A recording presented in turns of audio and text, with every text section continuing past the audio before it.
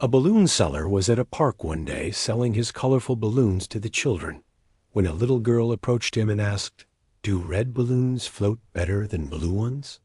The girl had just bought a red balloon from him and wanted to know if she got the best one or if the blue balloon would float better. The balloon seller smiled at the girl and said, "That's an excellent question, but I don't know the answer. All of my balloons are filled with air, so I've never tested the difference between colors." He turned to the crowd of children who had gathered around.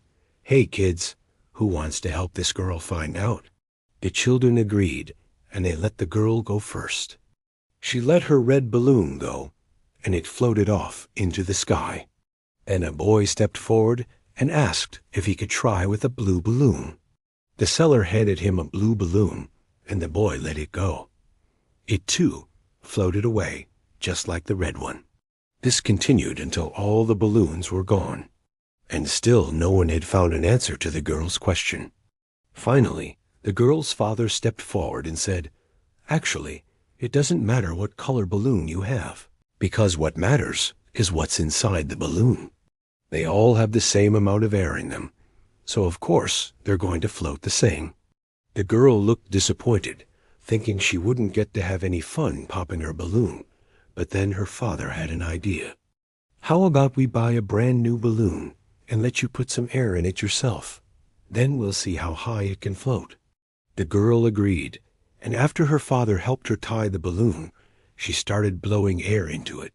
As she was blowing up the balloon, the wise balloon seller watched her and thought to himself, "Ah, so that's why she asked me that question in the first place. She wanted to see if she could trust me to give her an honest answer." He had decided that the next time a child asked him a similar question, he would give them an answer that would teach them something valuable, just like her father had done. Not long after, a boy came up to him and asked, "Do yellow balloons float faster than green ones?" The seller smiled at the boy and said, "That's an excellent question, but I don't know the answer. Would you like to test it out for me?" The boy agreed, and after he let go of his yellow balloon, the seller said, "Now run over to that tree and back as fast as you can, and we'll see which one gets there first." The boy ran off, and sure enough, both balloons were at the same spot when he got back. The boy was confused, so the seller explained, "Since both of your balloons are filled with air, they're going to float at the same speed. It doesn't matter what color balloon you have, because what matters is what's inside the balloon. If you want to make your balloon float faster, you'll have to find a way to make it lighter." The boy thought about this for a second. "So if I poke a hole in it, it'll float faster." The seller laughed. "That's right, but be careful. You don't want to poke too big of a hole, or else all the air will come out and it won't float at all." The boy nodded, grabbed another balloon, and carefully poked a small hole in it. Then he let it go and watched as it floated off into the sky faster than any of the other balloons had. As the boy ran over to the tree, the seller thought to himself, "Maybe I should charge kids for this balloon lesson.